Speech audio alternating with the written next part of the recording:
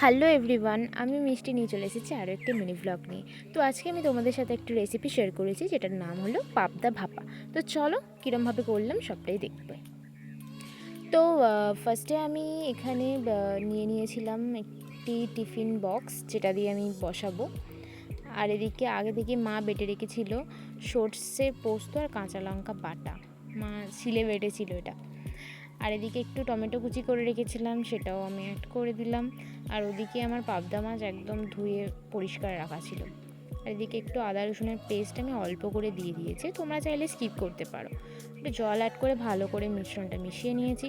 আর এদিকে একটু আমি হলুদ অ্যাড করেছি, হলুদ দিলে একটু টেস্ট লাগে। সব দেওয়ার পরে আমি এদিকে একটু সর্ষের তেল অ্যাড করে দিয়েছি।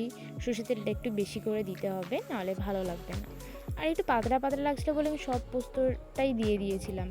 আর এদিকে মাছগুলো ভালো করে সুন্দর করে এপিট ওপিট করে দিয়ে দিয়েছি। মাছে যেহেতু আগে থেকে নুন মাখাই ছিল, তাই লাস্টে আমি আর একটু নুন দিয়ে ভালো করে নাড়াচাড়া করে নিয়েছি। ব্যাস আমার রেডি।